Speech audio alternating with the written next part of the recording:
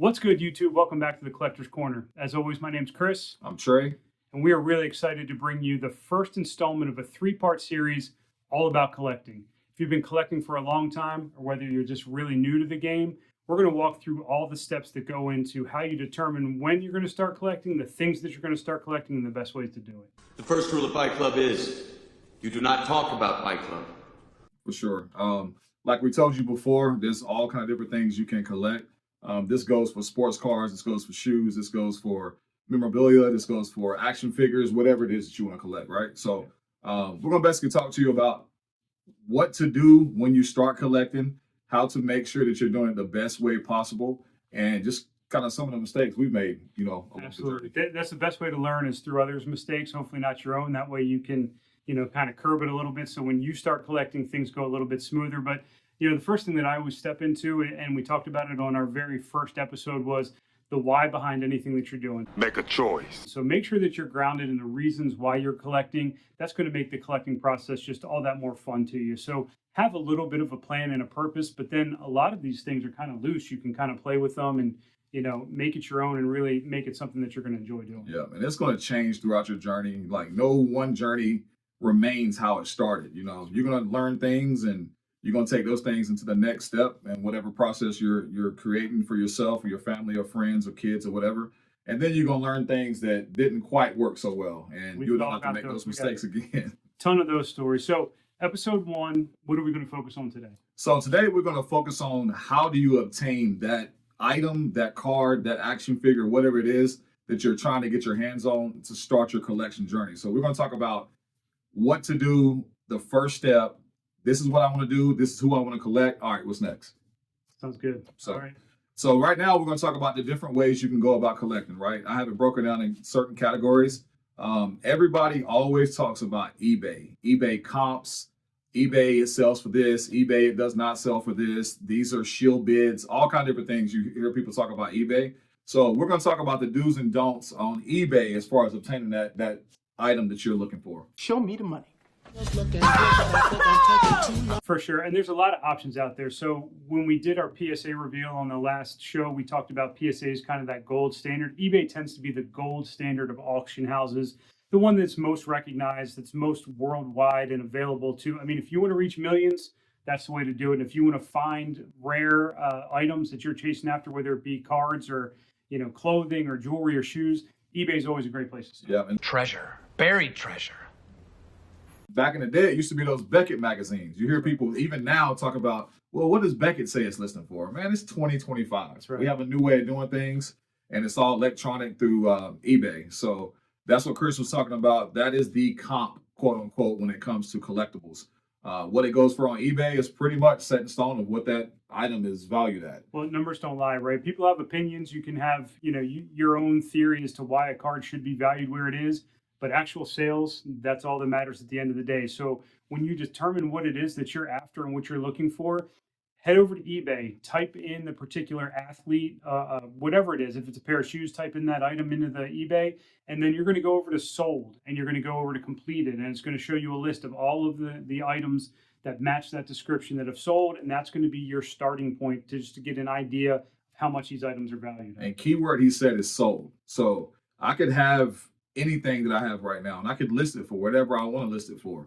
So just because you see something listed at a certain price, that does not mean that is what that's valued at. So make sure you click on what is actually sold, what people have spent their hard-earned money on, and what they're paying for it. Yeah, absolutely. And the key thing too is when you actually go under the sold, not all of them are going to show the actual price that the item sold for. So there's two ways to really go about things on eBay.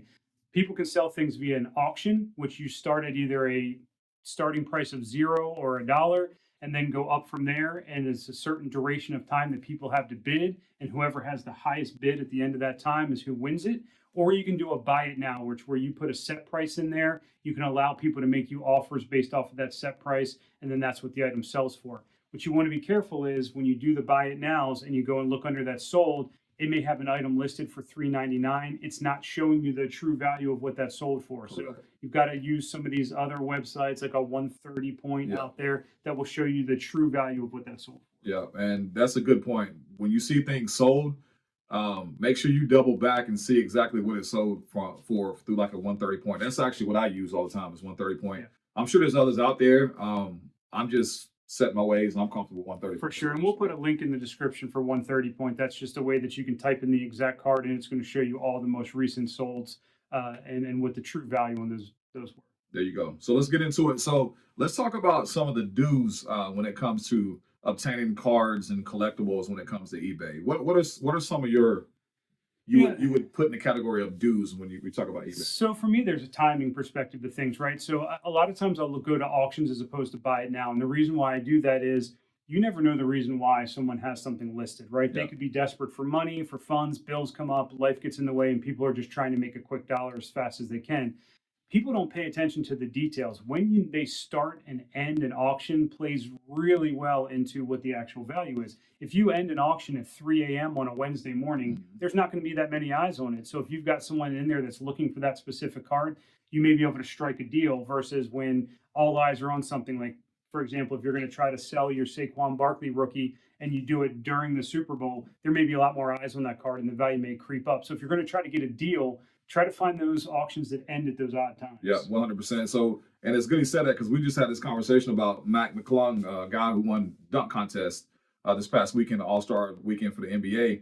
And I've actually sold one of mine. And I looked at the last two sales. One was $12.99, $12.99. The other one was $5. Right. Mine sold for $51. So it's just because I ended my card auction on the night of the dunk contest, and I feel pretty comfortable about him winning his third dunk contest. So that's a good point. Yeah, timing's everything. It is. So that's a couple of my dues is I look for what they call miscategorized and misprints when they come to listing cards. So some people will spell an athlete's name wrong.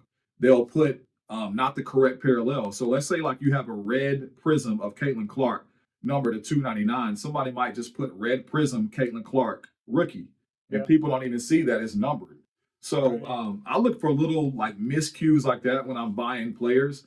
And it's not because I'm trying to get over on anybody. I'm trying to get that player for as cost effective as possible. That's just value add. I mean, if somebody's got a player listed under a wrong sport or a wrong league and you're able to capitalize on that, I'd never thought of that. It's a great opportunity to kind of get in there and find those that are mislabeled and misplaced. That's a really good one. Another thing that I do from an eBay perspective is, they also have the buy it now. Don't be afraid on the buy it now to, throw out the offer that you're comfortable with. So this is something that people kind of, get a little fearful with. I'm not going to send them what they call a lowball offer. If something's listed at $200 and, I feel guilty throwing them an offer at $100. You never know what people are willing to take or what they're not. So go in there with what you're comfortable with.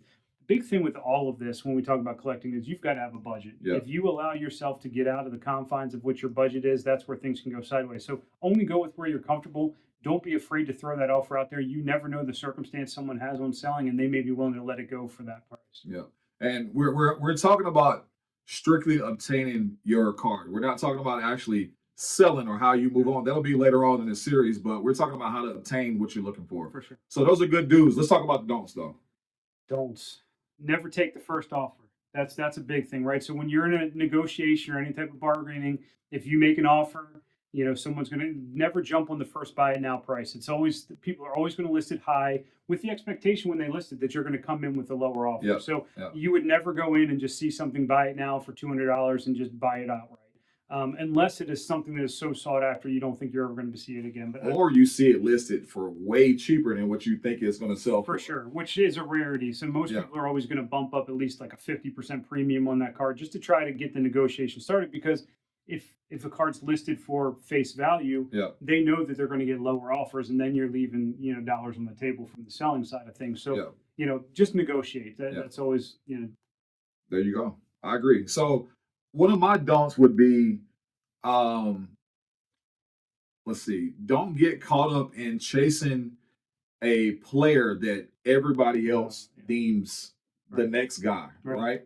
So do your own judgment, do your research, because just because somebody else is chasing a Victor Wembanyama, a Caitlin Clark, Anthony Edwards, players like that, that doesn't mean it's a good time to buy. For sure. Because why in the world would you buy a player when they're selling for crazy high?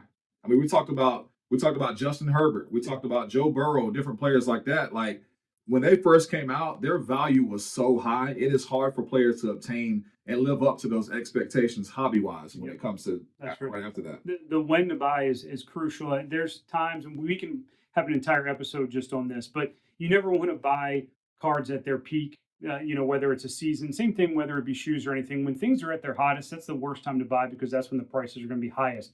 Typically, the best time to buy is off season. So now is a great time right before spring training starts. Get those last minute baseball card buys in because once these players get in, some of these guys get called up into the majors. That's when you start to see the value spike. The last thing you want to do is get a guy like Shohei who's just hit 50-50, and then you try to start buying some Shohei cards and start your collection there. And that's why people get the FOMO. It's just the fear of missing out. They feel like if I don't get it now, I'll never get it, which is not the case. I mean, Bowman Draft is a prime example of that. Sure. When that product first comes out, and the people look at those top 10 players, people are jumping all over and trying to collect them. And most of those guys are never even going to make it to the big leagues to even quantify you spending that type of money on them. Yeah.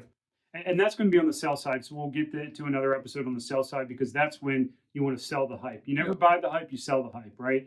So just stay clear with who you're going after and know the cycles of times to do it. Off season, always going to be the best time to go after those players. Yeah. So there's just a couple of do's and don'ts when it comes to eBay to better help you out. I'm just speaking from experience of things I went through. I know Chris is doing the same.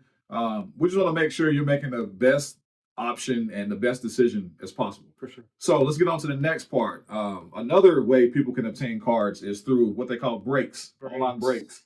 So we know all about that. I used to break. Chris was a guy jumping in my breaks. For sure. We both joined breaks as well, trying to get some of these cards and obtain. And let's talk about some of the do's when it comes to. I know we have loaded don'ts when it comes to breaks. But let's talk about this. There's a loaded dice here on this question when it talks to breaking. Breakers get a bad connotation a lot of times, and I think that can be, one bad apple spoils a bunch is what they say all the time. So it only takes one or two guys that are trying to take advantage. But breaks can be a great opportunity if you're in it for the investment side, even if you're in it from a PC side. And why is that? So I'll go for both of those sides of the coin.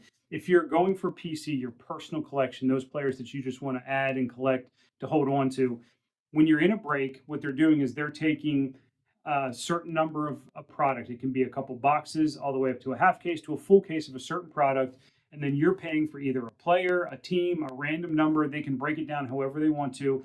And the corresponding cards that come out of that break to whatever you're after are the cards that you collect. So what you would do is enter into, if I'm a Baltimore Ravens fan, I'm getting the Ravens in a team break, all of the Baltimore Ravens cards are mine. Really great way for me to hone into my PC.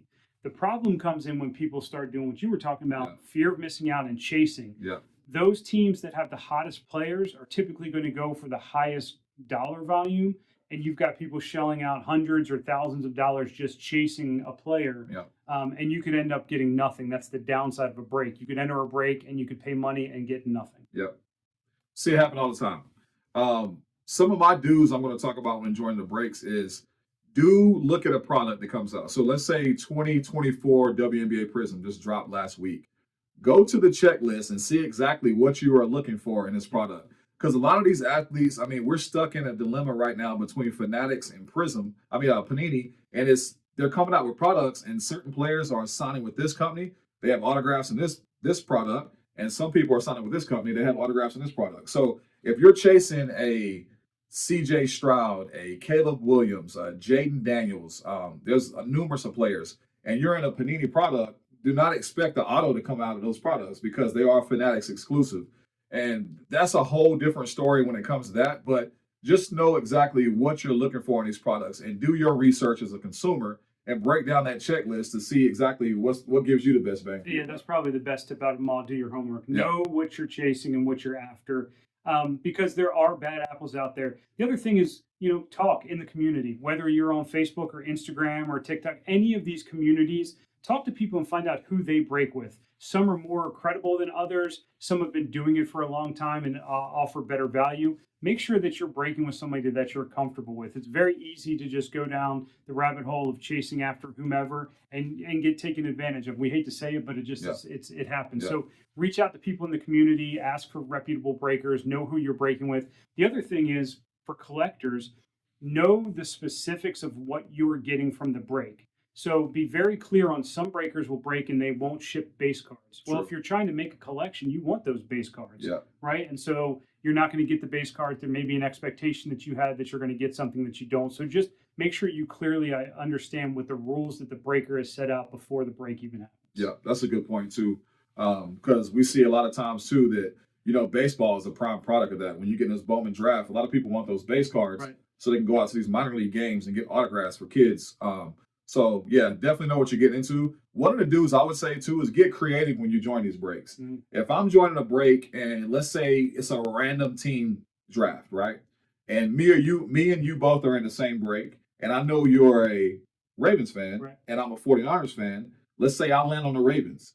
So now I'm getting all of Lamar Jackson. So now I can negotiate and I can sell the cards to you Yeah. instead of having to go to an eBay and get charged a percentage and things like that. That's So trade bait too. yeah, so trade bait, and just know what you're getting into as far as the community, and get to know people in the breaking community because you never know what kind of deals you could work out and trades and all that good stuff. Yeah, and the last one I would say is do use a reputable platform, right? So, for example, Whatnot is probably one of the most popular out right now. Fanatics has one as well. When you enter into those breaks, there's certain guarantees. For example, Whatnot will guarantee that you will receive the product from the break. If you don't, you can file a claim with Whatnot. And to my experience, they've been really good at, they will just refund you the cost of whatever you bought into. Something happens in the mail, it gets lost in shipping, all those things get taken care of by the company. Not everybody's going to do that. If you're on Facebook and you just join a random Facebook group, you know, that's a really easy way to get scammed. Yeah. Somebody may promise you something. Next thing you know, you're waiting on your cards. They never show up. You go back to that Facebook page and it doesn't exist. Yeah. So use a reputable platform. Fanatics is one. Whatnot is one. Instagram can be. Just make sure you know who you're going. There you go. So those are great dudes right there. So now let's talk about the don'ts. We're going to try to keep this short and simple. And this is not a knock on joining breaks. It's just a lot of different things that can happen and go in the wrong direction when it comes to joining a break. The biggest thing for me is just, again, I talk about budget all the time, but don't chase. It is so easy, even if it's for your personal collection. The last thing I want to do is jump into 50 different breaks buying the Baltimore Ravens because I haven't hit anything, just expecting, oh, I haven't hit them in the last 49. All of a sudden it's going to happen. There you go. You're not guaranteed anything. So the more that you go through and chase after these people, the harder it's going to be. For example, Wembanyama was huge when his product came in, but San Antonio Spurs to buy that team in a break were through the roof. Yeah. So your best bet may be to get into a random team break. Yeah. It's a lower cost point to entry, Yeah. and you may hit a team that has potential to get a much higher player. That may be the way to do it. Just never chase your losses on breaks and never continue to go down that path where you're getting into uncomfortable territory, spending money you can't afford to lose. Yes. Great point. It kind of leads me into what one of my don'ts are. One of my don'ts could be don't even join the break. Right. Don't buy the card. Right? Right. So if I'm spending thousands of dollars trying to chase Victor Wembanyama, so I'm gonna piggyback off Chris, and I just keep skunking and keep skunking and keep skunking, I'm not getting anything. Why did you not just go buy a $2,000 card of Victor Wembanyama and you have that card? And There you go. Guaranteed money. There you go. So I'm gonna use that as one of my don'ts is don't even join the break. Go buy the card. I'm with you. And FOMO is the big thing too. We talked about before, but don't get caught up in that. What'll happen a lot of times too is breakers will, and I've seen this far too often, is they'll try to make you feel guilty. Yeah. Right. So when they're going through and trying to fill, a lot of times what they'll do is auctions on teams. Right. So they'll start a team at a low price and they'll auction it off. And if the prices aren't getting to where the breakers want them to, they'll start making you as a buyer feel guilty. Come on, this is way too low. We need to get these higher. We're not going to be able to break this product anymore. And then all of a sudden you feel guilty and you start bidding up. Like, be comfortable with where you are. And that's what Chris is talking about, breakers more so on the whole Whatnot platform, those auction style of joining breaks. But yeah, I've seen a lot of people do that too, is something goes for, and it's just a sales tactic. I mean, you see it everywhere. Like, if we can't fill this, or if we spots keep going this cheap, then we can't break. And there's some truth to it. Yeah. Maybe the spots are selling for cheap, but another way breakers do it, they always have somebody at a certain price, so they don't have to do that those auctions. So maybe that might be one of the best things you do. And a don't for mine would be is don't jump on the first price you see when you see a team listed. Absolutely. So you might see, let's say I go to YouTube and I see the Ravens listed at 170 on YouTube. And if I see that and I'm brand new to breaking, I'm like, oh, okay, I'll spend 170. But yet I go see something on Instagram and the Ravens are $35. So Happens all the time. yeah, so don't just jump on the first price you see. do your research again, do your due diligence, and find out exactly what the average is of what that team or player or whoever you're searching for is selling for. Yeah, and my last one, I'm going to actually get the back of the breakers here a little bit because Okay. they do get a hard time. Yeah. Don't believe the hype. So if you go on to a lot of these, Instagrams and Facebooks, you're going to hear a lot of negativity towards breakers. They get juiced cases. They get juiced boxes. It's unfair to me in the hobby because Topps and Panini are giving them all this product that has. It's not the case. That's Correct. a conspiracy theory that's not happening. You know what? If you or I were to go out Yeah. and we were to buy 100 cases of Yeah. a product, if I'm not hitting some of the top hits out of that product, I'm going to be really disappointed. These guys are breaking tons and tons of product. Of Yeah. course, they're going to get big hits. Now, when they do hit them, that's what you're going to see on social media because Exactly. it's a sales tactic. That's what I was going to say. want. Yeah. You know? Nobody posts the crap that they hit. Exactly. I know me, I post my hits on Instagram, and you don't see how many times that I didn't get nothing out of the box. You only see the highlights. That's So right. you have to realize that this is a highlight-based society that we live in. So people are going to show you the highs. You're not going to see their lows. That's the family on the beach taking the beautiful picture with the sunset. But Yep. they didn't tell you the kids were screaming and yelling on the car ride That's the whole it. way there. Their Yep. room wasn't ready. Like all the things that go by. Throw up all over the place. It's, Yeah. it's all show you the good stuff. So just get away from the conspiracy theories. Do your due diligence. Do your homework. Yeah. Talk to your friends. Talk to the community. Find out reputable people. Breaks aren't bad, No. but you've got to be smart in how you go and approach them. There you go. So I'm going to end with my last don't. One of my don'ts, my last don't is going to be don't put all your eggs in one basket. Mm. So what that means is, like, for myself, I'm a 49ers fan. I had a ton of Trey Lance.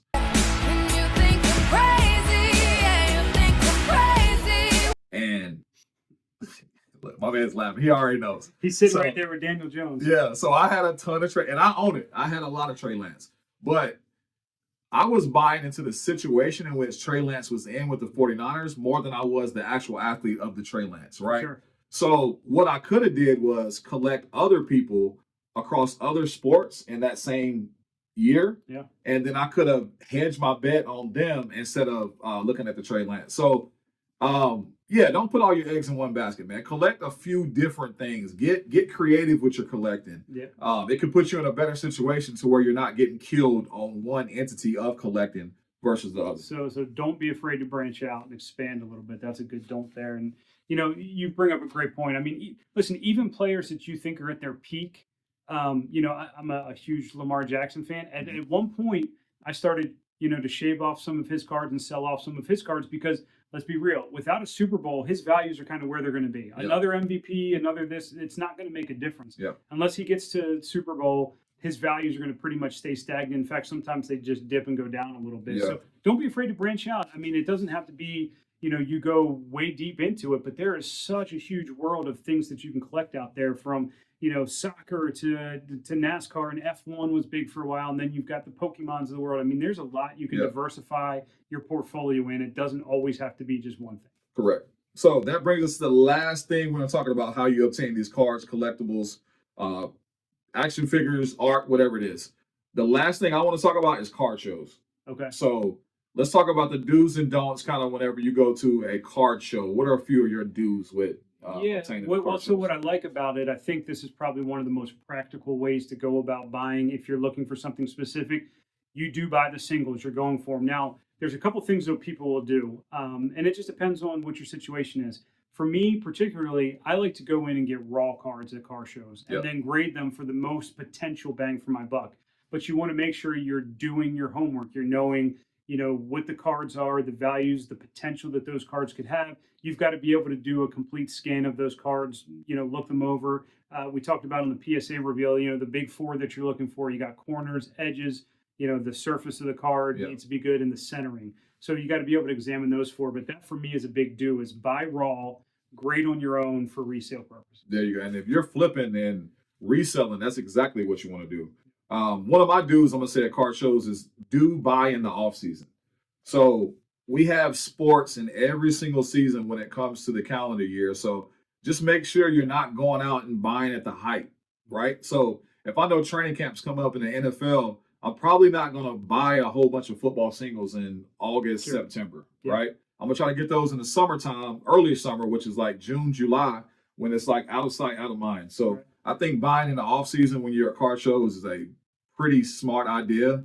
if you want to flip or if you want to collect. Because if I'm trying to collect my favorite player or team, I want to get them as cheap as I possibly can. Yeah, that's a good point. Another do for me is going to bring those extra cards that you have to trade or sell. So almost every person, every table at a card show, they're going to have a little sign up on their table that says buying, right? So they're going to be willing to take some of that extra inventory, and then you can use that money to then buy the cards that you're after or bring cards to trade. Oftentimes they'll be more than happy to trade.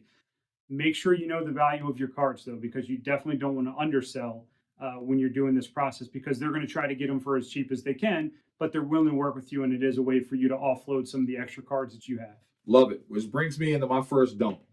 Don't get caught slipping at card shows. So don't go and buy the card for the price that you see automatically without doing your research. Yep. Go to 130 Point, go to eBay, have conversation about what that card is actually valued at. You can even get real loose on your negotiation, right? Like if I know I want to buy a card and I know this guy's been battling injury, but he's not necessarily hurt, I could use that against you when it comes to negotiating, trying to get that card for a cheaper price. I mean, you see, God forbid, some of these athletes in the news all the time for domestic violence, for what's the guy for the Chiefs, the receiver, Rashid Rice. Oh, Rashid Rice. Yeah, the whole car situation. So there's all kind of different things that these players get involved in that could demoralize their value or make them frowned upon when it comes to collecting. For sure. I'll add on to the don'ts. Don't spend all your money at the first table. Walk the room. First thing I do when I get to the card show is I'll go in and I'll take a complete lap around the entire room. Then I'll note in my head certain tables that I want to go back to or certain cards I want to go back to. What can often happen is you think you're getting a great deal at table one, you spend all your money, the next thing you know, you go 3 or 4 tables down, and then you find an even better value or a card that you were, searching for that's even more sought after. Yeah. So just make sure you're walking the room. Don't spend it all in the first. And the other thing is don't be afraid to say no, right? So again, it's with negotiations. Sometimes people will feel pressured. Like if you offer cards to sell to a table and they give you some pricing back, people feel weird saying no. Yeah. And I don't understand. They're yours. It's your Yeah. property. It's your item. Just say no. I'm not comfortable with it. That's too low a price. Move on to the next. Yeah. So there you have it, man. I think we did a pretty good job explaining some of these do's and don'ts when it comes to obtaining collectibles. And just keep in mind, like everything we talked about today does not just apply to sports cards. It could go over to figurines. It can go over to shoes. I mean, all this stuff is transferable when it comes to information of what to do and what not to do when you're trying to obtain that collectible. Yeah, and listen, everybody's got opinions. These are just our personal lived experiences through them. So you're going to hear different tips and tricks from other people. And if you hear something that's wows you, don't be afraid to put a comment down and let us know if something, a tip or a trick that you have for it. So this is part 1 of 3. What do we got on tap for next episode? So next episode, we're going to come at you from a standpoint of what to do when you get that collectible. And some of these things could go into grading. Some of these things could come into trade bait. It's just so many different things you can do when you actually obtain that card. So we're going to talk about those next steps of what to do when you have that collectible. Sounds good to me. Well, we appreciate you spending some time with us. We'll see you on the next episode. Peace. That was a good one. Turn me up.